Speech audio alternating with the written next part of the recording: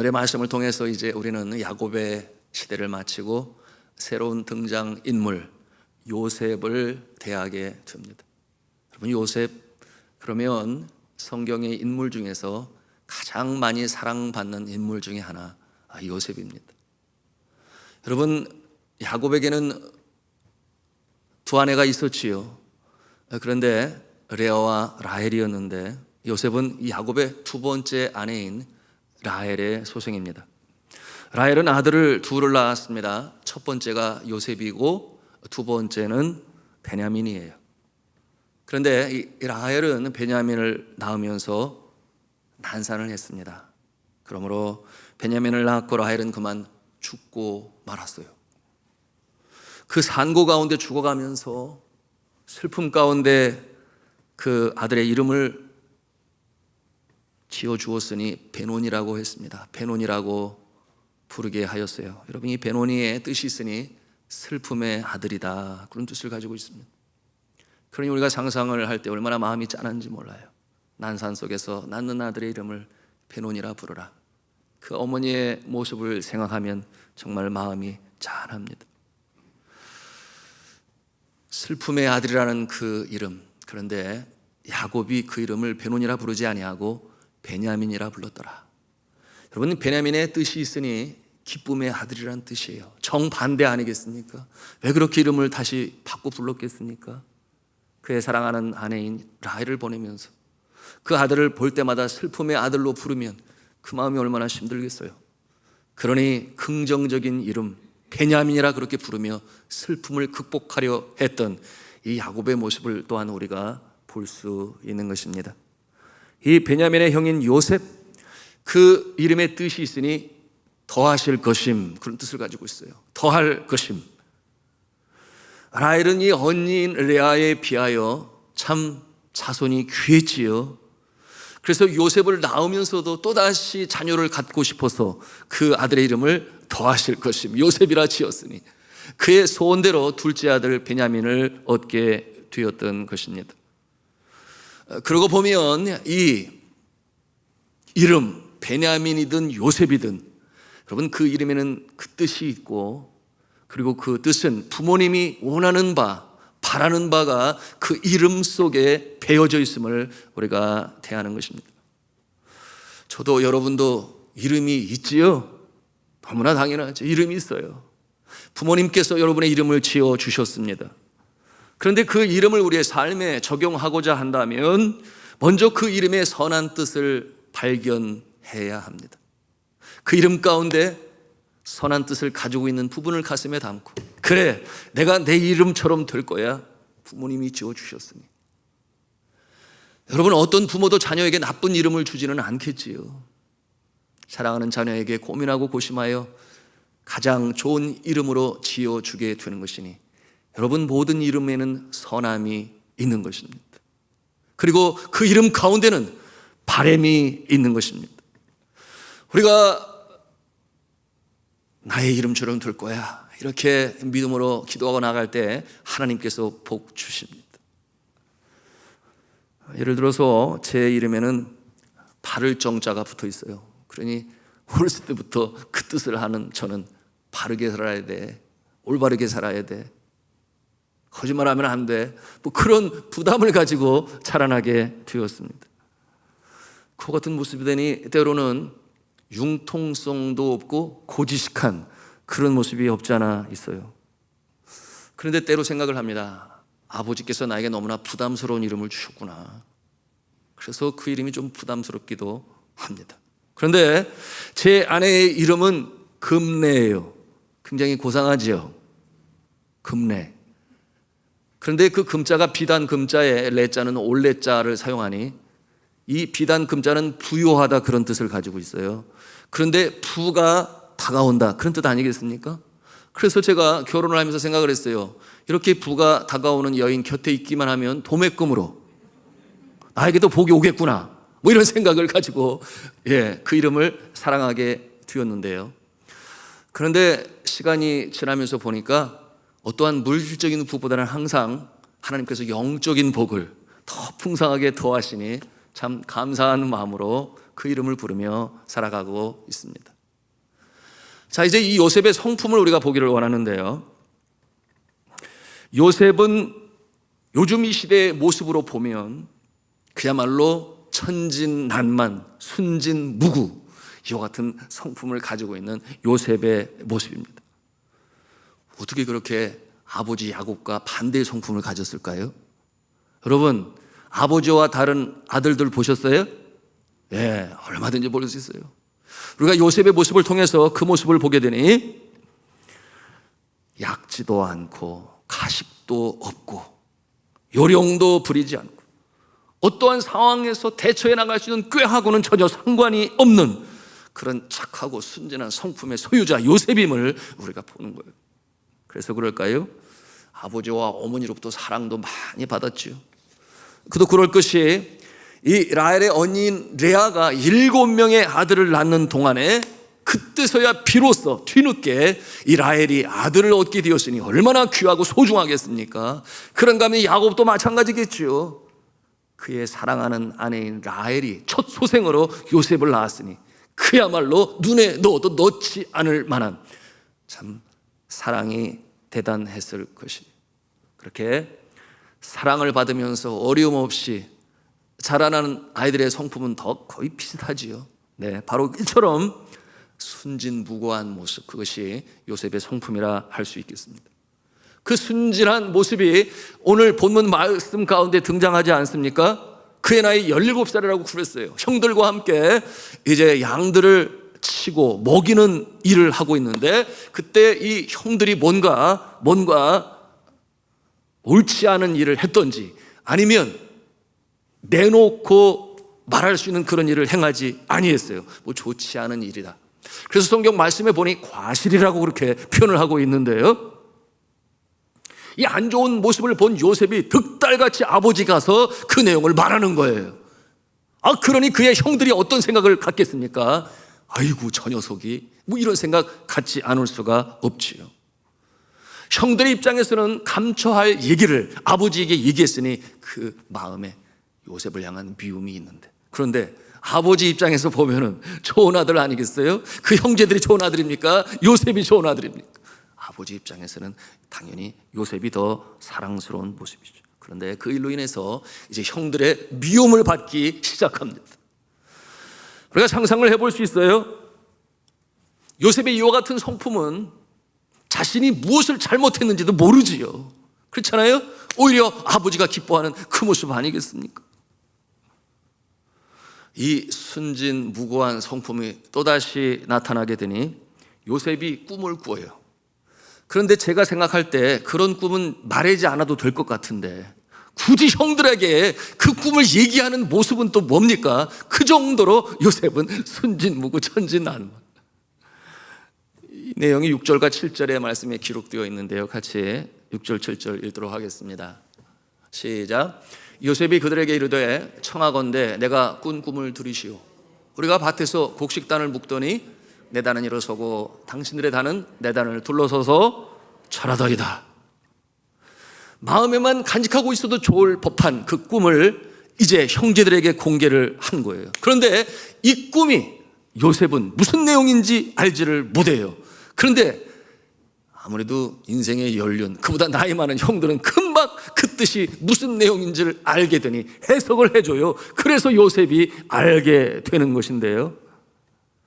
8절 말씀이 그 내용이에요. 우리 같이 또 읽도록 하겠습니다. 시작. 그 형들이 그에게 이르되 네가 참으로 우리의 왕이 되겠느냐? 참으로 우리를 다스리게 되겠느냐 하고 그 꿈과 그 말을 인하여 그를 더욱 미워하더니.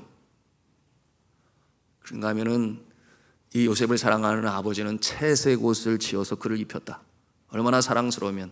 그 당시 채색 옷은 고관 대작이나 왕의 가족들, 왕족들, 아주 부유한 자들만이 입을 수 있는 채색 옷이니, 근데 그 옷을 모든 형제에게 입혀주면 얼마나 좋을까요? 그런데 야곱이 그러지 아니하고 요셉에게만 입혔으니 그 모습을 바라보는 형들의 마음이 어떻겠어요? 그래서 이 말씀을 묵상하는 가운데 오늘날 이 시대에 채색 옷은 무슨 옷일까 곰곰이 생각을 해보니 아마도 밍크털 옷이 아닐까 뭐 이런 생각을 제가 해보았습니다만, 여러분 이와 같은 상황에서 요셉이 또다시 형들 앞에 자신이 꾼 꿈을 또 얘기를 하는 거예요. 보통 사람들 같으면 사람들은 내가 꾼 이런 꿈을 얘기할 때 좋아하지 않구나, 싫어하는구나, 시기하는구나 이래서 마음에 담을 것 같은데, 그런데 비슷한 꿈이죠. 주제는 똑같아요. 그 내용을 또다시 얘기합니다. 그때는 곁에 아버지도 함께 있었어요. 함께 말씀을 보겠습니다. 9절 말씀 같이 읽습니다. 시작. 요셉이 다시 꿈을 꾸고 그 형들에게 말하여 이르되 내가 또 꿈을 꾼즉 해와 달과 11별이 내게 절하더이다 하더라. 해와 달과 11별이 자기에게 절하더이다. 11별은 형제인 줄 알겠는데 해와 달은 누구겠습니까? 아버지와 어머니를 나타내 보여주는 것이죠. 그 꿈의 이야기를 듣고 있는 그 형들 앞에서 아버지가 아이고 이 천진난만한 녀석 그러면서 아들을 변호하는 마음으로, 그래서 요셉을 꾸짖는 모습이 또 말씀 가운데 나타나고 있어요. 우리 10절 말씀을 같이 읽겠습니다. 시작. 그가 그 꿈으로 부영에게 고하매 아비가 그를 꾸짖고 그에게 이르되 너의 꾼 꿈이 무엇이냐? 나와 내 모와 내 형제들이 참으로 가서 땅에 엎드려 내게 절하겠느냐? 그런데 여러분 우리가 알아야 되겠습니다. 이 꿈이 누가 주신 것일까요? 하나님께서 주신 것이죠. 하나님께서 주신 꿈이죠. 여러분 누가 꿈을 꾸고 싶어서 자기가 원하는 대로 꿈을 꾸는 그런 모습이 있을까요?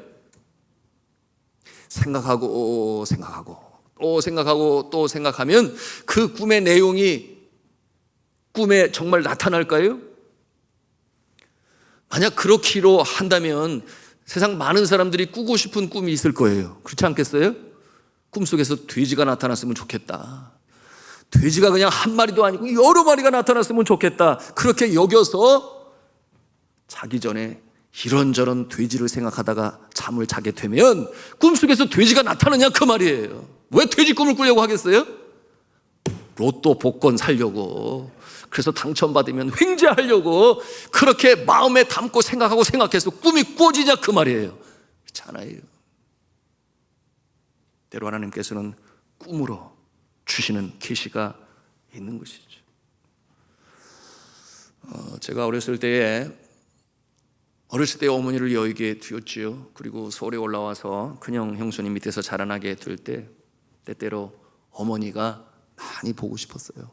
그래서 꿈에서라도 만났으면 좋겠다 그런 생각을 품고 누구 말대로 자기 전에 어머니 생각을 계속 했어요. 특별히 즐거웠던 때, 행복했던 때, 소풍 갈 때 같이 가신, 그리고 운동회 때 또 같이 와주고, 그리고 그 당시 교회가 지금 경기도 화성, 송산 이쪽은 전부 감리교회인데 꽃예배라는 게 있어요. 꽃예배 여러분 아셔요?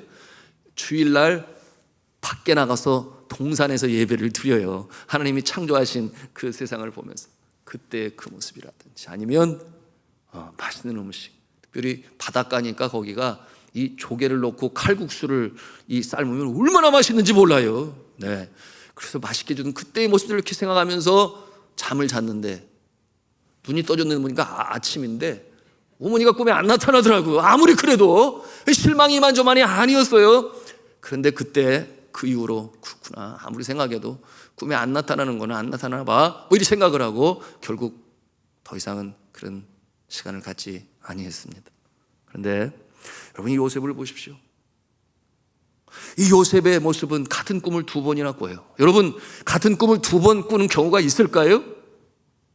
언제 하나님께서 주시는 꿈은 바로 이와 같은 모습으로 나타나는 것이니 여러분 같은 꿈을 꾸기는 거의 드문 일이에요. 예사롭지 않지요? 요셉이 같은 꿈을 2번이나 꿉니다. 이와 같은 내용을 들은 아버지 야곱은 예사롭지가 않구나. 여러분 야곱이 감지를 해요. 우리 11절 말씀을 같이 또 보겠습니다. 같이 읽습니다. 시작. 그 형들은 시기하되 그 아비는 그 말을 간직해 두었더라.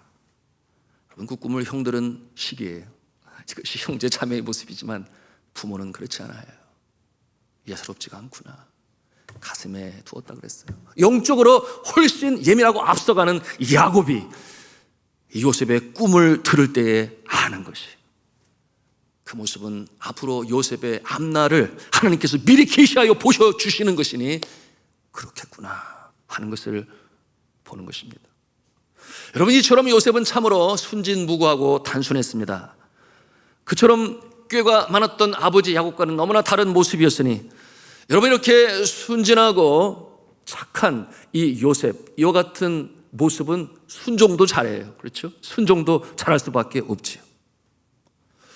제가 자녀가 둘인데 저희 막내 아들이 어릴 때부터 그런 모습을 보였어요. 부모는 다 알잖아요. 보면 굉장히 순진하고 고지곧대로. 제가 한번 새벽 기도 올 때 신호등이 안 바뀌는데 사람이 하나도 없으니 한번 이렇게 갔거든요. 그랬더니 깜짝 놀라면서 아들이, 아니 아버님이 목사님이 돼가지고 어떻게 이렇게 신호등을 위반할 수가 있냐고 하나님이 보고 계시는데 굉장히 충격을 받은 모습이었어요. 그래서 그래, 너의 성품을 내가 잘 알지, 그래 미안해 그랬는데요. 선교지에서 자라나서 뭐 한국말이 어눌한데 한국에 와서 공군 지원을 하고 그리고 복무를 하게 되었어요. 그런데 어디를 지원했냐니까 백령도를 지원하고, 그래서 거기는 아닌 것 같은데 걔가 감이 없어요. 그런데 자기는 총 들고 이 군복무하고 싶다고, 그래서 남들 지원 안 하는데 하려고 한 거래요. 그런데 어디로 갔는가 하면 여기 대성산이라고 휴전선 가장 가까이 있는 그 꼭대기에 공군 사이트 그 기지에 헌병, 초소, 보초 서는 일로 그렇게 군복무를 하겠으니 나름 자신의 꿈을 이뤘지요. 꿈을 이루었는데 어느 날 이른 아침에, 그날따라 이른 아침에 보초를 쓰고 있는데 그 부대에 이 상관이 올라오게 된 거예요. 거기까지 올라오는 일도 한참 걸리는 일인데 여하튼 올라오게 됐는데 들어오는데 암호! 그렇게 외친 거예요. 그러니까 올라오던 상관이 암호를 대야 되는데 미처 숙지하지 못하고 올라오게 됐어요. 그러니 말을 해야 되는데 할 말을 못하게 되니까, 야 김일병, 너 나 알잖아, 얼굴 보면 알 수 있잖아, 그렇게 하지 않아도 돼. 그런데 안 됩니다, 수칙입니다, 암호! 이렇게 물어본 거예요. 그러니 얼마나 당황했겠어요. 들어가긴 들어가야 되는데 그 먼 길 도로 내려가야 되겠습니까? 그러니까 가만히 생각하던 상관이 뭘 부탁했냐면, 저 행정반 당직 사령한테 좀 전화 좀 해봐, 이제 이렇게 사정을 하게 됐어요. 그래서 가만히 보다가 전화를 했더니 그냥 올려보내라고 그렇게 얘기를 듣고 올려보내게 되었는데, 이 상관이 그냥 우르락부르락 평생 경험하지 못한 그 일로 인해서 마음이 심기가 불편했는데요, 그 일로 인해서 제 아들은 인기 짱이 됐어요. 누구들한테? 그 밑에 부하들한테. 왜냐하면 그 상관이 평소에 이렇게 아주 까칠한 그런 상관이었는데 아주 제대로 했다, 이렇게 해서. 그런데 나중에 이 고지식하고 순진하고 수칙대로 하는 그 모습으로 인하여 보초를 쓰려면 여기 모델이 있는데 김한규 일병처럼 서야 돼. 그래가지고 포상 휴가를 받았다는 건 아니겠습니까? 요셉의 이와 같은 순진무구 그리고 원칙대로, 여러분, 이와 같은 모습을 우리가 대하는 것입니다. 여러분, 이와 같은 모습, 아버지가 심부름을 시키니 당연히 순종하지요. 그래서 먼 길 형들 양 먹이는 곳으로 가게 되는데 그 거리가 70km나 된다고 그랬으니 얼마나 멀어요. 이틀길은 좋게 걸릴 그 길을 요셉이 갑니다. 그런데 가서 보니까 형들은 다른 곳으로 이미 떠났어요. 그러니 거기서 방황하고 하는 그런 모습인데요. 여러분, 그러면 그냥 돌아오면 될 것 같은데 그러지 아니하고 형들 만나야 돼. 아버지가 심부름 보냈는데 그래서 도단까지 또 내려가서 형들을 만나는 내용이 오늘 말씀 15절, 16절, 17절이 바로 그 내용이에요. 여러분, 그런데 이 하나님께서 사용하시는 믿음의 거장들을 한번 만나보십시오. 의외로 그들이 얼마나 순수한지 몰라요. 마치 어린아이와 같은 그와 같은 성품을 가지고 있음을 보게 되는데요.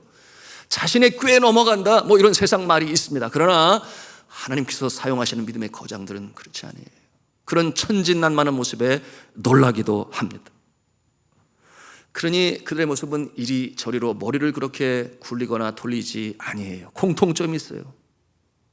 마치 소문과 달리 어린애와 같은 그런 모습을 발견. 어떻게 저렇게 단순할까?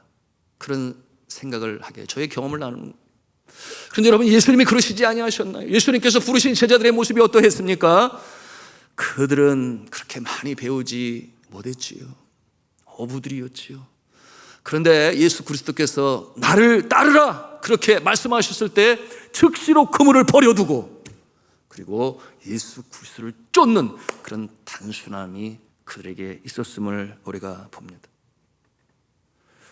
여러분, 이 한평생을 거룩함으로 그리고 주의 나라 위해서 쓰임받은 모습들이 바로 그렇다는 것입니다. 그런데 그러지 못한 사람들 중에 순수하지 못해서 그러므로 복잡하게 잔꾀를 부리고 권모술수로 일을 만들어가는 사람들, 그런 사람들이 있어요. 그 같은 모습은 자주 변하지요. 조삼모사라는 말을 사용하는데 아침과 저녁이 달라요. 그러니 말을 자꾸 바꿔요. 그런가 하면은 투명하지가 않습니다. 겉과 속이 다르니 도무지 그 속을 알 수가 없어요. 그와 같은 모습들은 대부분 비밀이 많아요. 그런가 하면 자신이 스스로 생각하기를 세상의 방법이 영적인 일, 하나님의 일에도 통할 것이다, 이와 같은 엉뚱한 생각을 하여 얄팍한 자신의 경험과 알량한 지식을 가지고 일을 만들어 가려 하니, 여러분, 하나님 그 모습을 기뻐하실까요?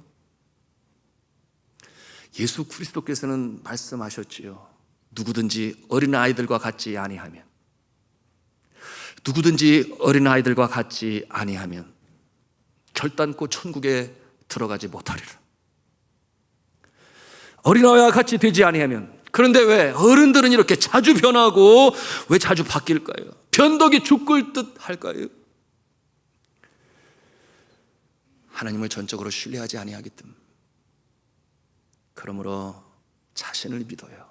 자신의 경험과 지식과 그리고 자신이 생각하는 대로 행하고자 하니 하나님의 말씀을 그저 순전히 하나님의 약속의 말씀으로 내게 주신 것을 믿음으로 받아들이고 나가야 되는데 그러지 못하는 경우가 너무나 많다는 것이에요. 그러니 그와 같은 모습은 하나님 주신 꿈을 잡았다가 놓았다가 결국 나중에는 놓아버리고 말아. 그 인생이 복 있는 인생이 아니에요. 그저 빼마른 영적으로 피폐한 그와 같은 모습으로 살아가는 모습을 우리가 대하는 것입니다. 그러나 보십시오, 이 순수한 성품의 소유자 요셉은 그러지 아니했지요. 하나님의 주신 그 꿈을 아주 철석같이 믿었지요. 그 마음에 품었지요. 결코 놓지 아니했습니다. 평생에 그 꿈을 간직하며 살아가는 요셉. 그러니 하나님 보시기에 그 모습이 얼마나 예쁘겠어요. 사랑스럽지요. 마침내 그 꿈을 이루게 하시는 하나님. 저런 꿈을 이루는 모습은 창세기 46장에 가서야 우리가 보게 되는데요. 여러분, 그 내용이 어떤지 여러분 다 아시지요. 곡식단이 11단이 나의 단에게 절을 하고, 그리고 11별과 해와 달이 나를 경배하고, 이와 같은 꿈이 언제 이루어집니까? 여러분, 이 요셉이 혹독한 시련을 당하죠. 형들로부터 미움을 받아 노예의 모습으로 애굽에 팔려 가지만, 그러나 그의 마음속에는 그 꿈이 있으니 그 꿈의 내용이 무엇이었습니까? 언젠가 내가 나의 가족들의 책임자가 될 거야. 생계를 책임질 뿐만 아니라 영적인 면에서도 그들을 하나님을 경외하는 자도 만드는 일에 내가 책임자가 될 거야. 그날이 올 거야. 여러분, 그날이 언제 왔어요? 그가 13년의 혹독한 시련의 밤을 지나고 30세에 애굽의 총리가 되었을 때, 여러분, 혹독한 이 기근과 가뭄이 온 세상을 휩쓸 때에 먹을 것이 없었어요. 그때 이스라엘에 있는 이 야곱과 그의 식솔들도 마찬가지였죠. 먹을 것이 없었어요. 그러나 하나님이 그에게 꿈으로 해몽하게 하시니 7년 동안 풍요로울 때 저장을 해놓고 가뭄의 때를 대비하였으니 우려움이 없었어요. 그래서 그를 찾아온 형들을 용서하고 그의 아버지 야곱과 형제들의 가족과 75명이라고 그랬어요. 그래서 애굽 땅에 불러 이주하게 하고 먹을 것으로 제공하고, 뿐만 아니었죠. 비옥한 삼각주의 고센 지방에 목축업을 할 수 있도록 그들에게 그 기회를 주었으니 그곳에서 이 요셉은 그렇구나, 내가 우리 가정의 주가 되고 영적인 책임자가 되고 생계의 책임자가 되고 뿐만이었나요? 그 비옥한 땅에서 후손들이 번성하고 충다하게 되니 민족을 이루어요. 민족을 이루어서 출애굽을 하고 약속의 땅으로 가는 일에, 이처럼 하나님의 비전과 꿈을 이뤄나가는 일에 요셉을 하나님이 사용하시는 것을 우리가 성경을 통해서 보는 것입니다. 혹 여러분 중에서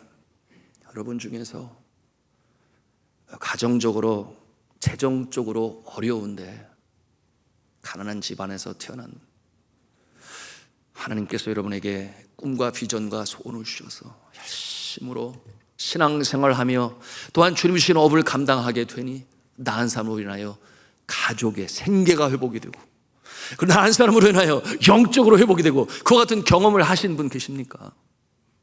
물론 있으시겠죠. 여러분, 그와 같은 모습이 이 시대의 요셉의 모습이라고 우리는 볼 수 있는 것입니다. 이 시대의 요셉, 저는 기도합니다. 우리의 성도님들 가운데 그와 같은 모습이 있기를 주 예수 그리스도의 이름으로 축복합니다.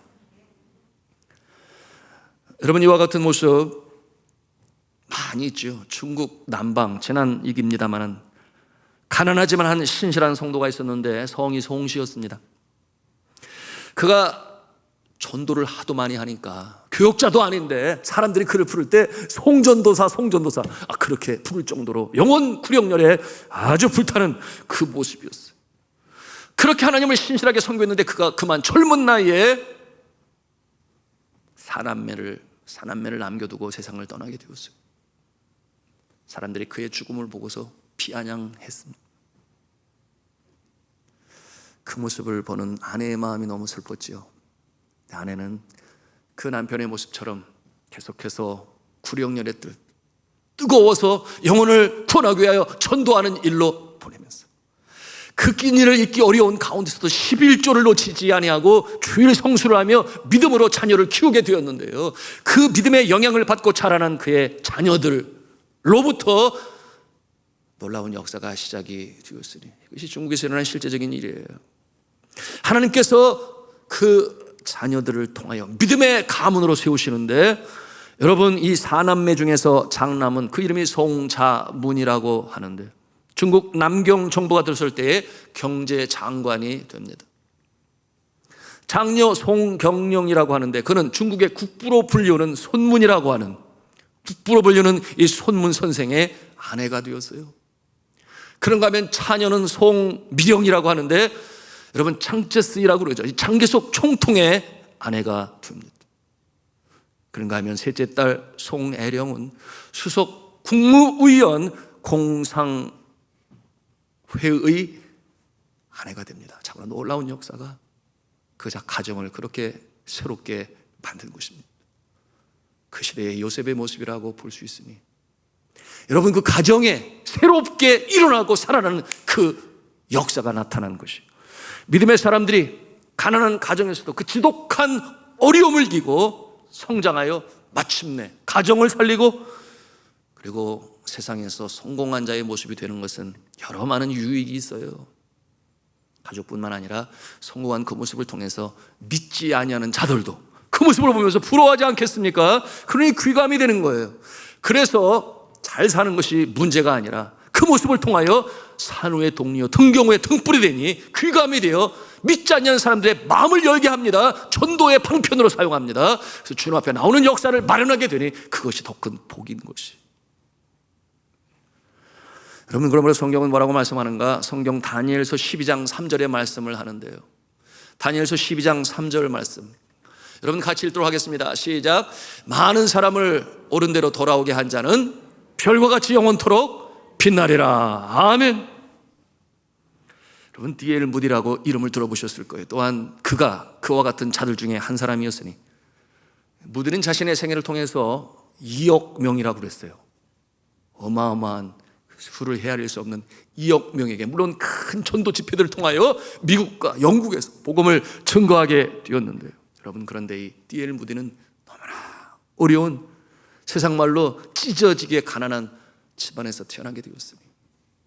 거기에다가 그의 아버지는 무디가 4살 되던 해에 아내와 7남매를 남겨두고 세상을 떠났는데, 남겨둔 것은 그들의 가족뿐만 아니라 빚을 잔뜩 유산으로 남겨두고 떠나게 되었으니, 여러분, 그가 제대로 교육을 받을 수가 없었어요. 초등학교를 졸업하지 못했습니다. 생계를 위하여, 가족을 위하여 산업전선에 뛰어들게 되었으니, 그런데 하나님께서 그 맑고 순수한 영혼을 사랑하시니 에드워드 킴볼이라고 하는 주일학교 선생님을 통하여 구원의 확신을 갖게 되었습니다. 그러므로 그의 인생이 바뀌게 되었던 것이에요. 그러므로 기독교 역사 가운데 가장 위대한 전도자 D.L. 무디라고 하는 별명까지 하나님께서 크게 사용하신 종이 될 수 있었습니다. 그런가 하면 일본에서 경영의 귀재로 알려진 인물이 있는데요, 하나님을 신실하게 사랑하는 자, 그의 이름이 마스시다 고노스케라고 하는 분인데요, 그 어려운 과정에서도 하나님 주신 꿈을 잃지 아니하고 혹독한 시련의 과정을 겪은 뒤에 큰 성공으로 하나님의 영광을 나타냈습니다. 그러나 아주 어려운 가정에서 성장해야 했죠. 그래서 구두 닦기와 신문팔이, 뭐 할 수 있는 일이라는 일은 다 하면서, 그런 가운데 마찬가지로 D.L. 무디처럼 초등학교를 나오지 못했어요. 그러나 그가 큰 성공을 이루었을 때 그가 고백한 말이 있어요. 참으로 귀감이 되는, 우리의 가슴에 담아도 좋을 그런 귀한 고백을 했는데, 나는 하나님이 주신 3가지 은혜 덕분에 크게 성공할 수 있었습니다. 첫째, 집이 몹시 가난했기 때문에 어릴 적부터 구두 닦기, 신문팔이 같은 고생을 하는 사이에 세상을 살아가는 데 필요한 많은 경험을 가질 수가 있었습니다. 두 번째로, 태어났을 때부터 몹시 약해서 항상 운동에 힘써왔기 때문에 이렇게 늙어서도 건강을 유지할 수 있었으니 그것도 감사한 일입니다. 세 번째로, 나는 초등학교도 못 다녔기 때문에 세상 모든 사람들을 나의 스승으로 여기고, 누구에게나 물어가며 열심히 배우는 일을 게을리하지 아니했습니다. 여러분, 이렇게 성장할 때 혹독한 상황과 환경을 이겨내고 마치 요셉과 같이 성장하여 하나님의 영광을 나타내는 인물 중에 빼놓을 수 없는 인물이 있으니 그는 믿는 사람이나 믿지 아니하는 사람들이나 다 존경을 해요. 그는 바로 미국의 제16대 대통령 에브라함 링컨입니다. 그렇죠? 오늘날 많은 정치인들이 다들 하나같이 이구동성으로 나는 그를 존경한다 그래요. 그를 따르고 싶다고 그래요. 그런데 가만히 하는 모습을 보니 영 아닌 모습을 볼 때 얼마나 실망스러운지 몰라요. 근데 에브라함 링컨, 그 또한 그가 태어났을 때 아버지가 파산을 하여 너무나 심겹고 어려운 가운데 가난을 이겨낼 수가 없었어요. 그러므로 아버지가 시키는 대로 숲속에서 이 나무를 자르고 하는 일로 육체적인 노동으로 시간을 보내게 되었으니 그 어머니가 그 모습이 마음에 불편했죠. 책을 봐야 되는데. 그와 같은 상황에서 에브라함 링컨은 하나님이 주신 꿈을 놓지 아니했으며, 그가 하던 일 중에 매주일 항하는 것이 있으니 뭐냐 하면 숲속에서 일을 하다가 그 전날 교회에서 목사님이 설교한 내용을 얼마나 열심히 잘 들었는지 명석했겠지요. 그래서 자른 통나무에 올라가서 목사님이 한 그대로 흉내를 내는 거예요. 여러분들 죄를 지면 지옥에 갑니다. 천국 가야 됩니다. 이와 같은 내용으로 설교를 하였는데 그 설교를 누가 들었어요? 통나무들이, 그 숲속의 나무들이, 그리고 토끼와 그 산속에 사는 동물들이. 그러는 가운데 에브라함 링컨의 이 연설의 능력을 하나님께서 개발시켜 주셨으니 가장 명연설가 중에 한 분, 대통령으로 에브라함 링컨은 너무나 유명하지요. 여러분, 그가 초등학교를 졸업하지 못했지만은 독학으로 공부를 하면서 변호사가 되고 마침내 백악관의 주인공이 되었을 때 그는 백악관을 기도실로 만든 대통령, 그런 별명을 얻게 되었으니 그의 삶을 돌이켜보며 그가 나중에 세상에 알렸어요. 나의 마음에 신앙생활의 10계명이 있습니다. 나는 그것을 지키며 지금까지 살아왔습니다. 그 내용을 우리가 보고 마음에 담기를 원하는데요, 제가 읽을 테니까 잘 들으시기를 바랍니다. 첫째, 나는 주의를 거룩하게 지키며 예배 생활에 힘쓸 것이다. 둘째, 나는 날마다 하나님의 말씀인 성경을 묵상하고 그 말씀을 실천할 것이다. 셋째, 나는 도움을 베푸시는 하나님 아버지께 날마다 겸손히 기도할 것이다. 넷째, 나는 나의 뜻이 아니라 하나님의 뜻에 순종할 것이다. 다섯째, 나는 하나님께 베풀어 주신 은혜를 기억하며 감사할 것이다. 여섯째, 나는 연약하지만 하나님의 도우심을 의지할 것이다. 일곱 번째, 나는 하나님만을 높여드리고 그분께만 영광을 올려드릴 것이다. 여덟 번째, 나는 하나님 안에서 우리 모두가 자유하며 평등하다고 믿는다. 그래서 노예 해방을 한 것이지. 아홉 번째, 나는 형제를 사랑하고 이웃을 사랑하라는 주님의 명령을 실천할 것이다. 열 번째, 나는 이 땅 위에 하나님의 진리와 공의가 실천되도록 기도할 것이다. 성도 여러분, 이와 같은 모습이 우리 교회 안에도 있음으로 인하여 제가 때때로 감사하고 감격합니다. 그런데 이 형제는 이 이야기를 얘기하는 걸 너무 싫어요. 너무나 겸손하고 드러내지 않기를 바라는 모습이라 제가 여러분에게 나눌 수는 없지만, 여러분, 제가 얘기를 나누지 않는다고 해서 드러나지 않을까요? 저는 그렇게 생각하지 않아요. 시간이 지나고 세월이 가서 정말 하나님께서 그의 삶 가운데 산 간증으로 드러내실 날이 올 줄로 믿습니다. 어릴 적에 직업에는 귀신이 없다고 그러는데 자신의 부모의 직업으로 인하여, 여러분 그러면 안 되는데, 학교에서 그 아이들을 부를 때 의사, 판사 이렇게 부르는데 직업으로 자신을 부를 때 마음에 그것이 수치스럽고 부끄러웠어. 너무 어려운 시기였으나 부모님이 얼마나 신앙생활 열심히 하시니 영향을 받았어. 꿈을 이루기 위해 열심히 공부하고 명문대학을 졸업하고 자라나면서 그의 꿈은 외국에 가서 공부하고 싶은데, 그런데 가정 형편이 그러지 아니하니 그가 열심으로 직장 생활을 할 때 2명 뽑는다 그랬어요. 2명. 그 큰 기업이 거기에 선발이 되어 외국에 가서 공부도 하고 돌아올 수 있는 하나님의 놀라운 은혜를 체험하게 되었으니, 자, 사랑하는 성도 여러분, 오늘 요셉의 모습을 통해서 우리가 보는 영적 교훈이 무엇입니까? 여러분, 우리가 너무나 야가도 아니 되고 너무나 꾀를 부려도 아니 되고, 여러분 순수한 마음으로 주의 약속의 말씀을 믿음으로 가슴에 담으시기를 주님의 이름으로 축복합니다. 순전한 마음으로 하나님의 약속을 가슴에 담아 반드시 이렇게 둘 것이야. 어려운 때에 시련이 닥쳐올 때도 요셉과 같이 꿈을 놓지 않아 마침내 하나님이 사용하시니 하나님의 영광이 나타나고 나에게는 기쁨과 보람이요 이웃들에게는 선한 영향력을 미칠 수 있는 이와 같은 일에 축복의 주인공들이 다 되시기를 저는 주 예수 그리스도의 이름으로 축원합니다.